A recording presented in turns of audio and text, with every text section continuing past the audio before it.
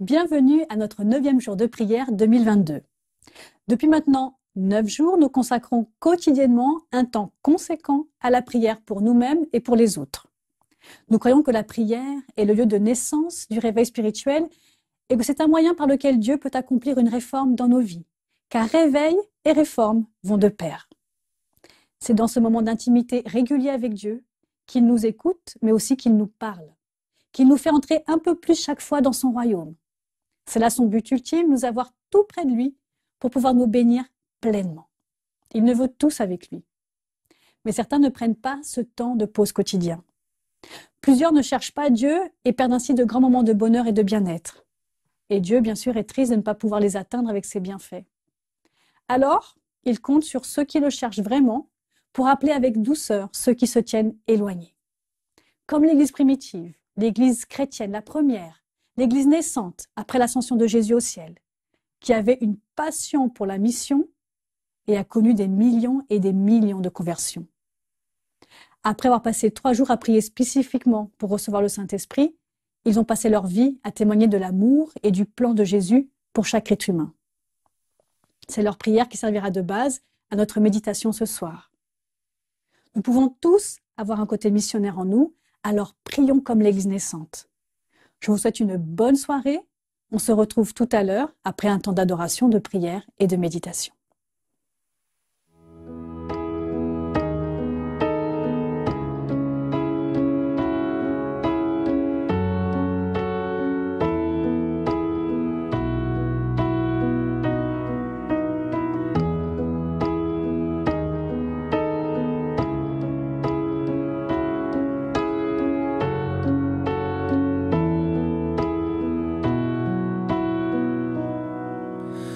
Tu es grand Seigneur, tu es grand Seigneur, tu es grand Seigneur, tu es grand Seigneur, magnifique, digne de louange, tu es grand Seigneur, magnifique, digne de louange, tu es grand Seigneur, tu es grand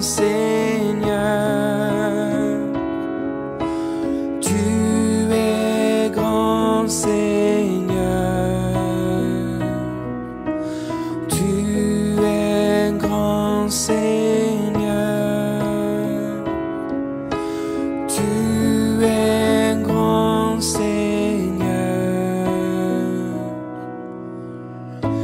Magnifique, digne de louange, tu es grand Seigneur, magnifique, digne de louange, tu es grand Seigneur, tu es grand Seigneur, tu es grand Seigneur.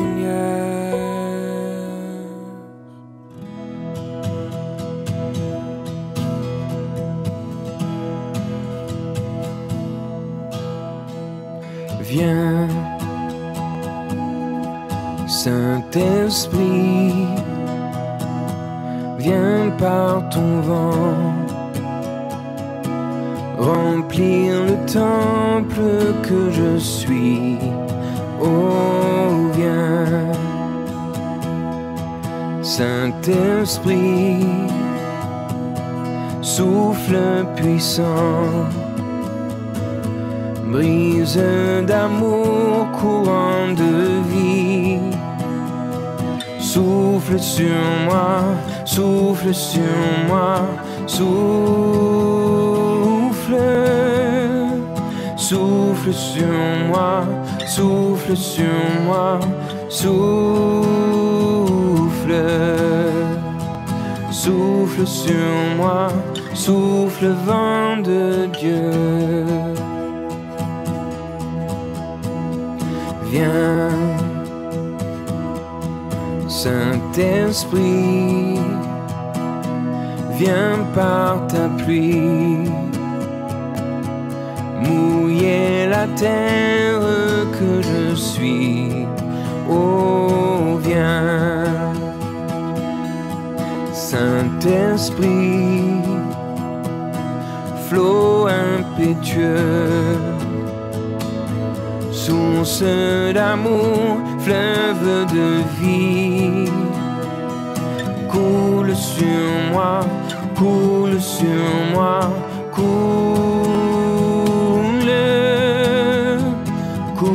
sur moi, coule sur moi, coule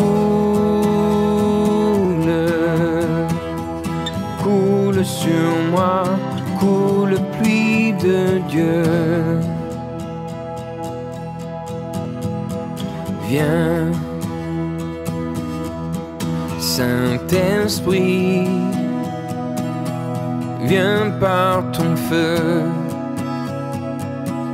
brûler l'offrande que je suis. Oh, viens, Saint-Esprit,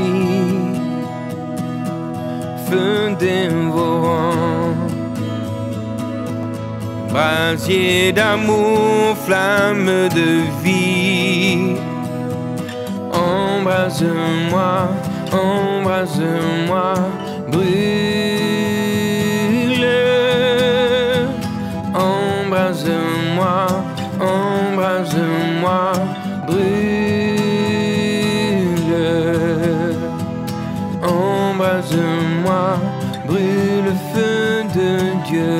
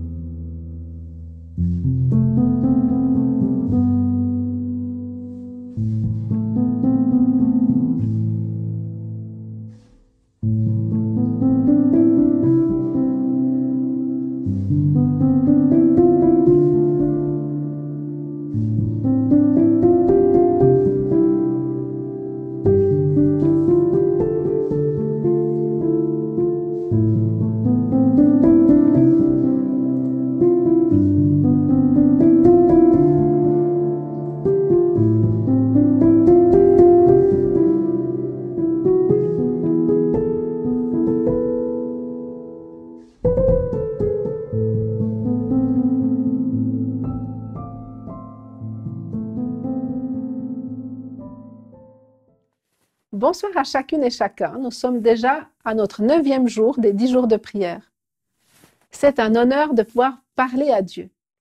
Nous n'avons pas besoin de passer par un prêtre, un saint ou un autre intermédiaire. Nous n'avons pas besoin de suivre des rituels. Il n'est pas non plus nécessaire d'attendre un rendez-vous.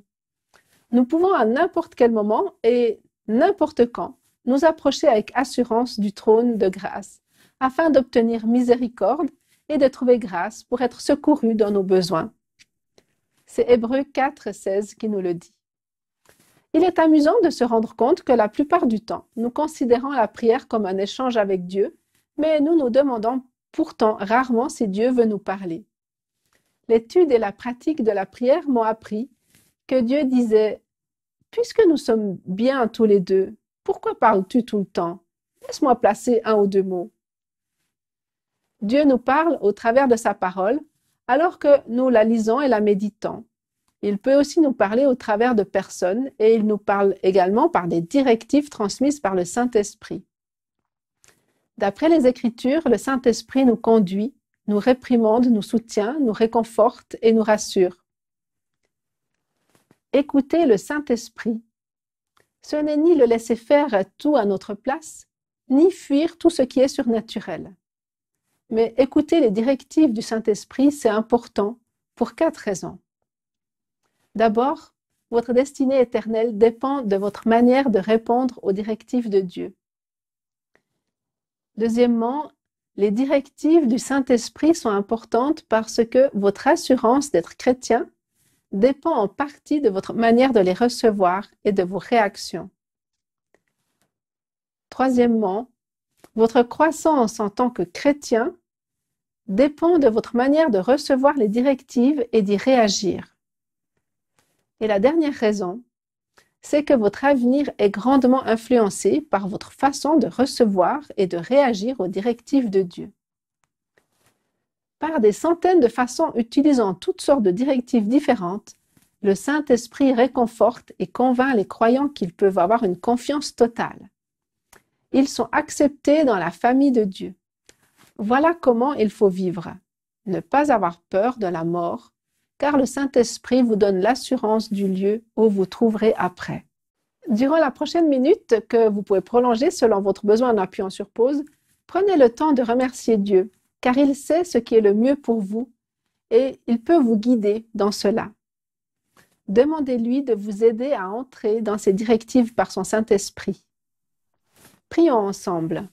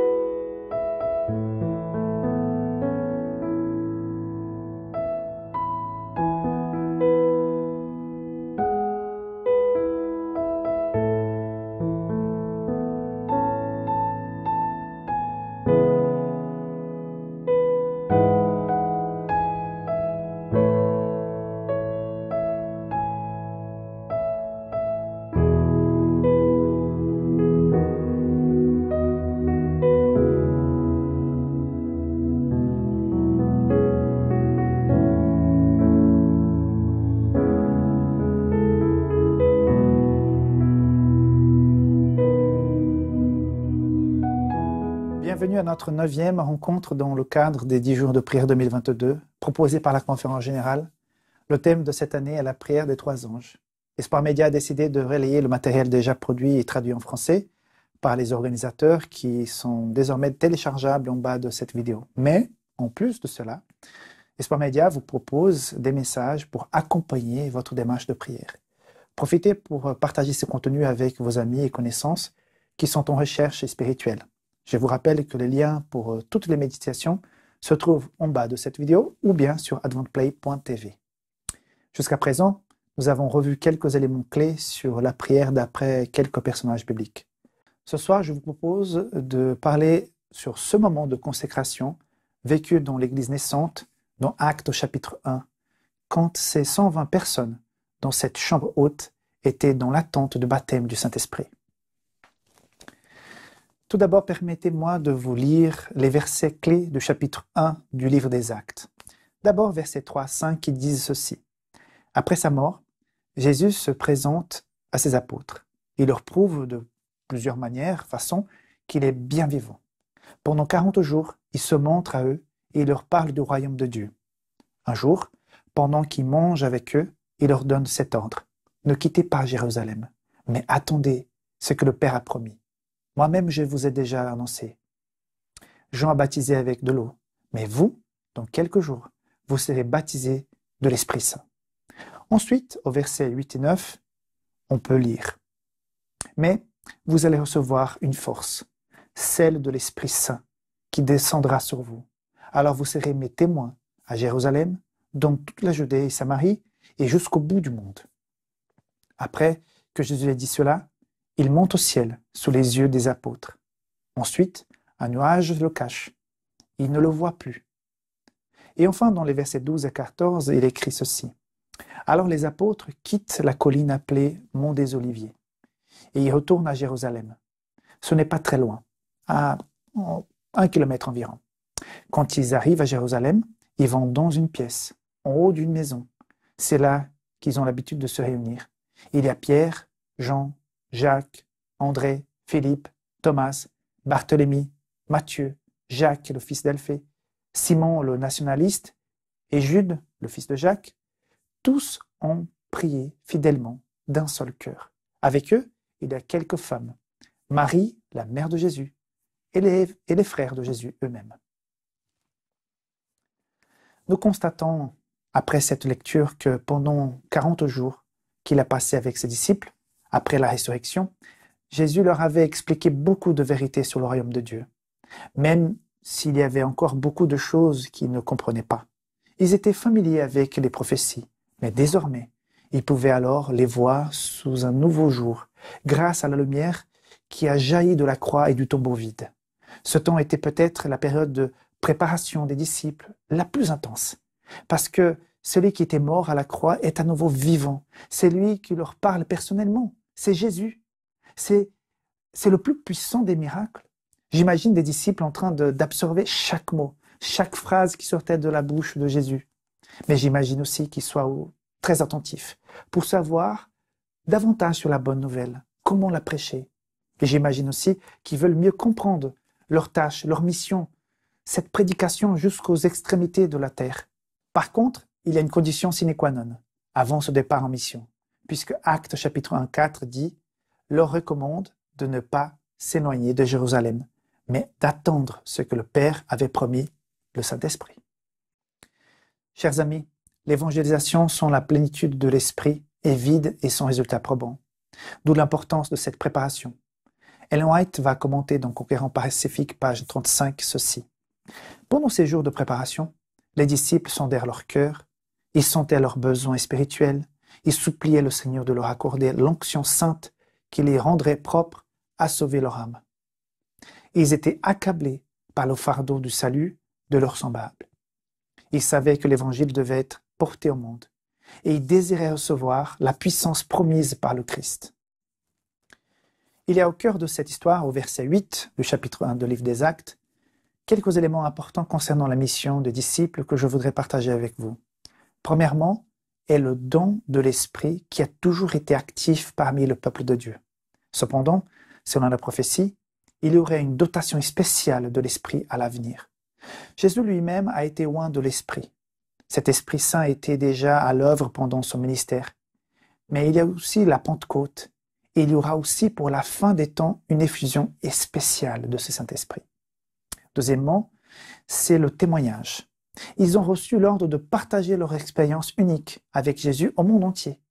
C'était peut-être la plus grande de toutes les missions, car la raison principale de l'existence de l'Église est de propager la bonne nouvelle de l'Évangile.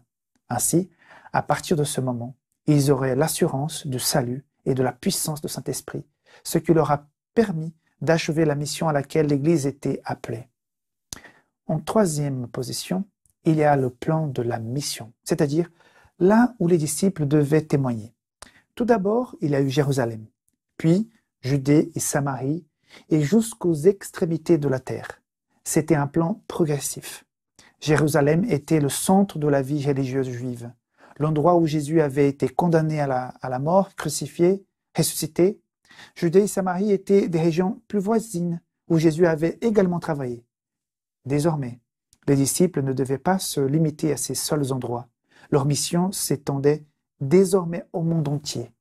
Et un dernier élément important, c'est l'orientation de la mission. Dans l'Ancien Testament, c'était les autres nations qui devaient être attirées par Dieu.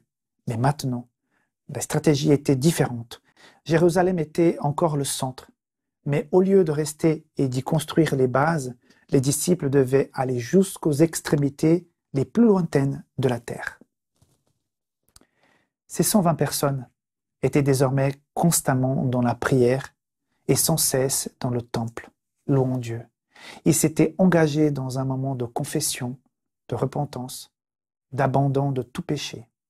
Même si dans leur esprit, la venue du Saint-Esprit conduirait immédiatement au retour de Jésus, leur attitude spirituelle était en pleine harmonie avec ce qui était sur le point d'arriver.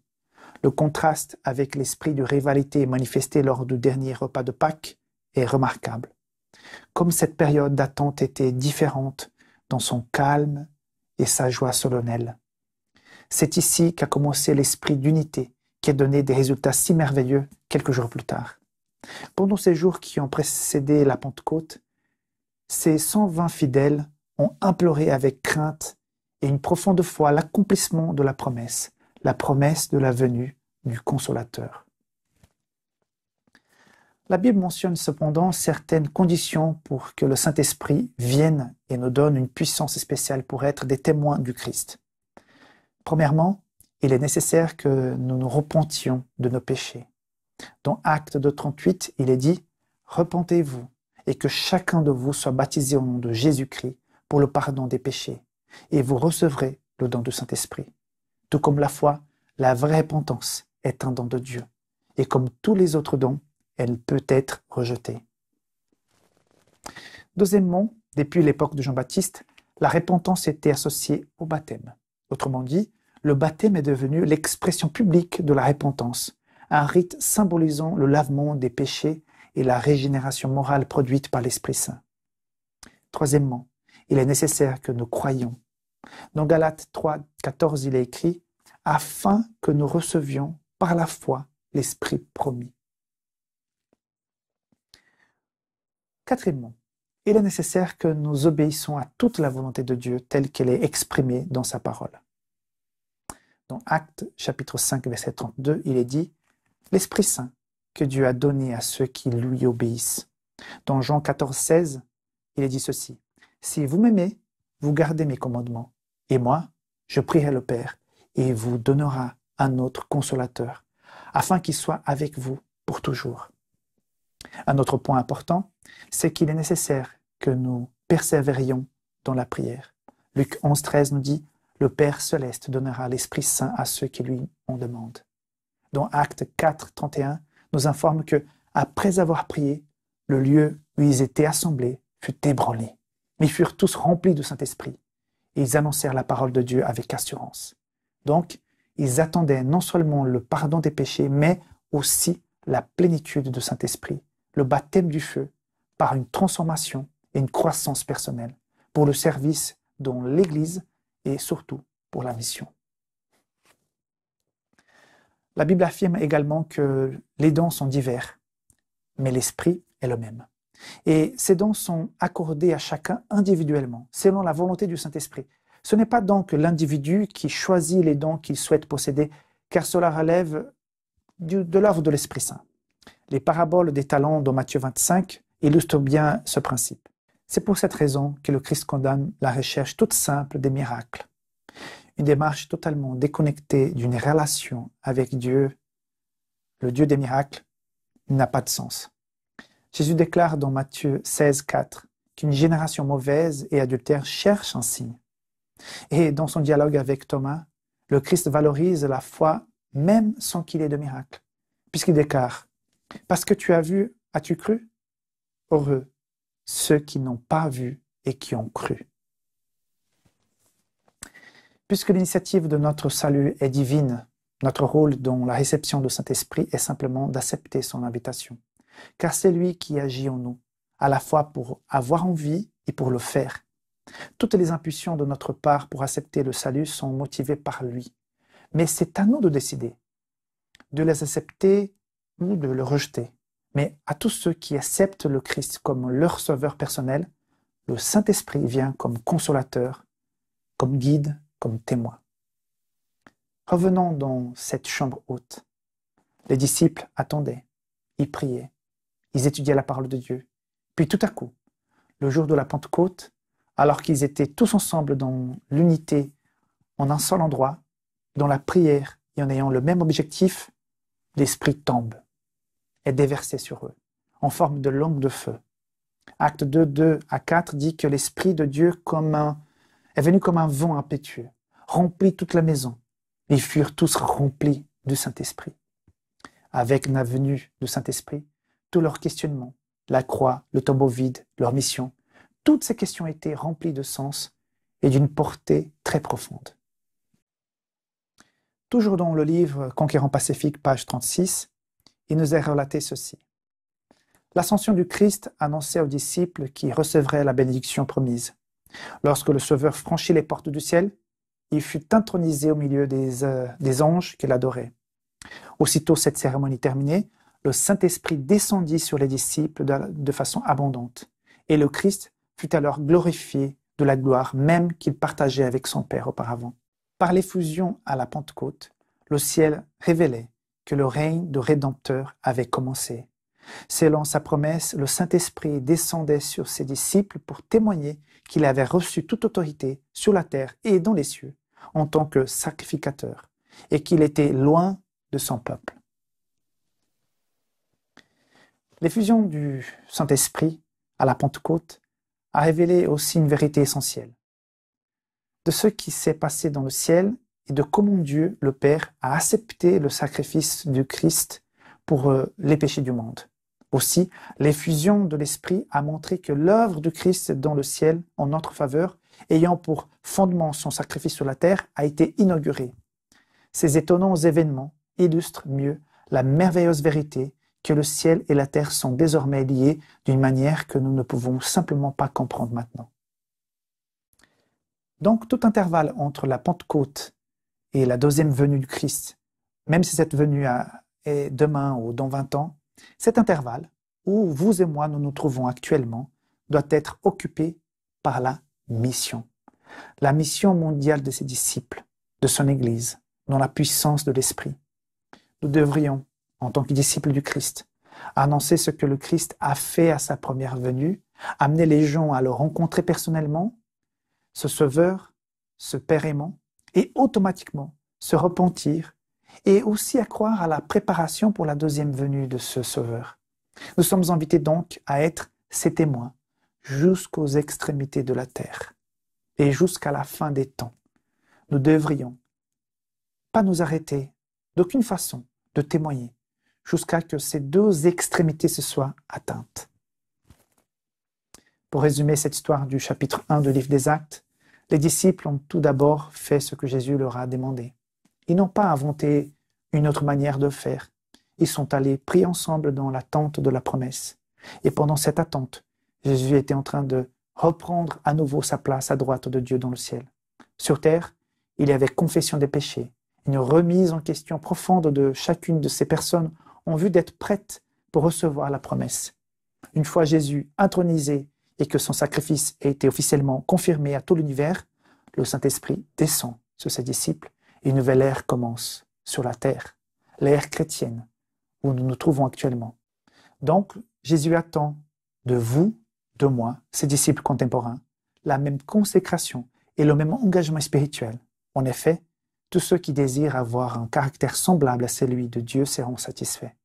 Le Saint-Esprit ne laisse jamais sans aide l'âme qui regarde avec le Christ avec sincérité. Si le regard reste fixé sur Jésus, l'œuvre de l'Esprit ne cesse pas jusqu'à ce que l'âme soit conforme à son image. Il n'y a pas de limite à l'utilité d'une personne qui, renonçant à elle-même, laisse le champ libre à l'action de l'Esprit Saint dans l'âme et qui mène une vie de consécration totale à Dieu.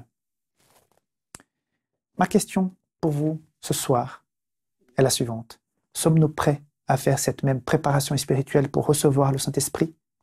Il y a chez nous cette remise en question pour regarder Jésus de face et lui demander de nous révéler ce qui ne va pas dans notre vie, dans notre cœur. L'Esprit Saint est descendu avec puissance pour faire une œuvre qui a changé le monde. Dieu souhaite faire de même encore aujourd'hui pour chacun d'entre nous. Et cela commence tout d'abord par un changement de notre monde intérieur, dans notre cœur, par le baptême du Saint-Esprit. Êtes-vous prêts à le recevoir? Je l'espère. En tout cas, bonne soirée à chacun.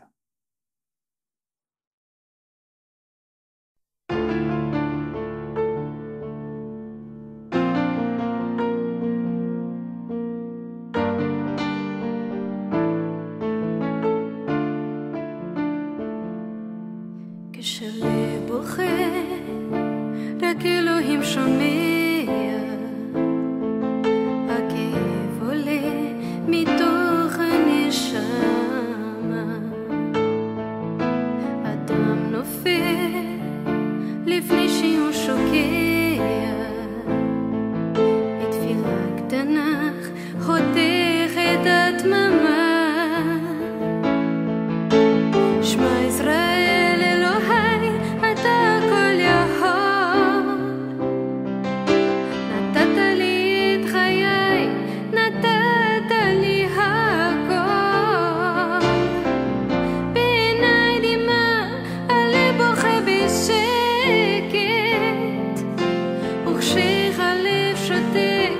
הנשמה זועקת,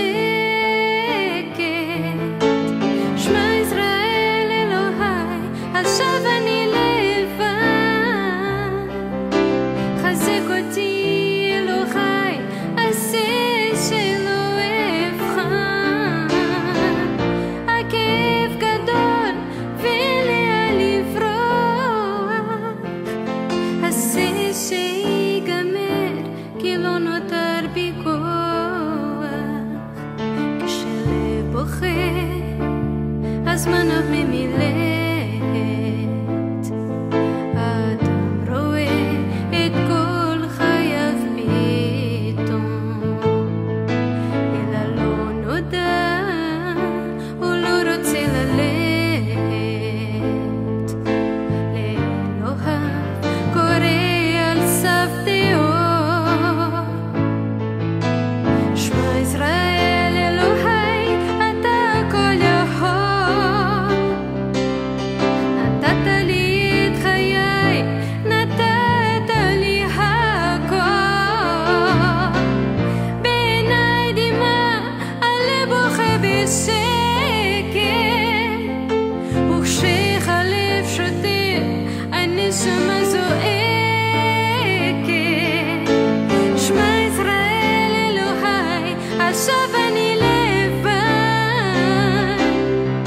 חזק אותי אלוהי, עשה שלא אבחן, הכאב גדול ולאן לברוח, עשה שיגמר כי לא נותר בי כוח.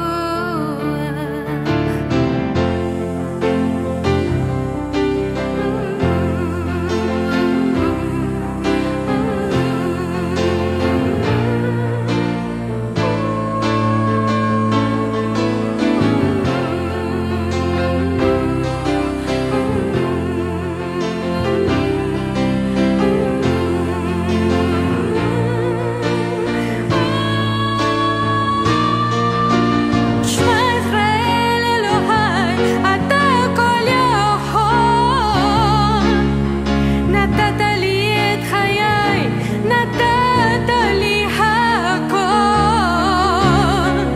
בעיניי דמעה, הלב בוכה בשקט, וכשהלב שותק, הנשמה זועקת,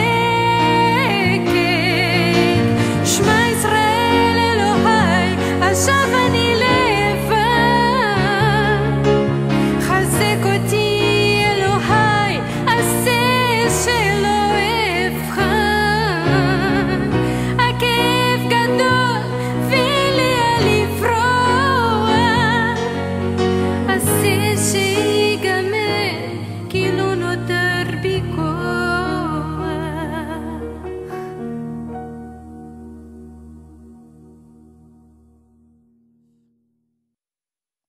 Nous arrivons au terme de notre 9e rencontre de prière. Que le style de vie et les prières de l'Église naissante vous inspirent et vous fassent vous lever pour aller à votre tour proclamer le beau message de Jésus en faveur de ce monde. Alors que nous allons nous quitter, passez encore un temps avec Dieu pour vous armer de ses armes pour conquérir ce monde et l'illuminer du caractère de Dieu. Nous, on se retrouve demain à 19h pour notre 10e et dernière rencontre de prière 2022. N'oubliez pas de prier également pour les 7 personnes que vous avez choisies, qui ont peut-être besoin de conversion ou d'un réveil spirituel. Soyez tous bénis.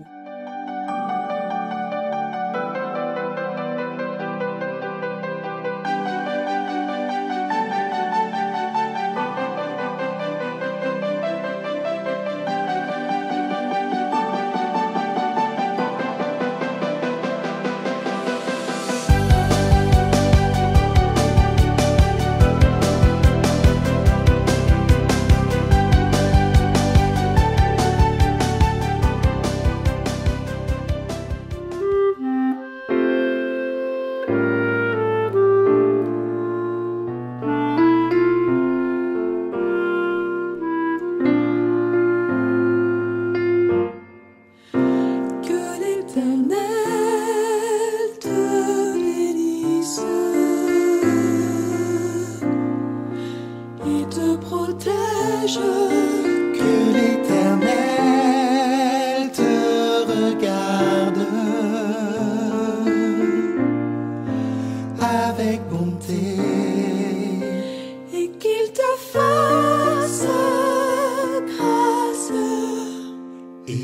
te fasse grâce, que l'Éternel veille sur toi et t'accorde la paix.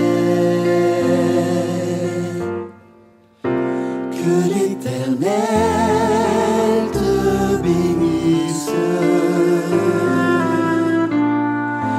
et te protège. Que l'Éternel te regarde avec bonté et qu'il te fasse grâce, et qu'il te fasse grâce, que l'Éternel veille sur toi.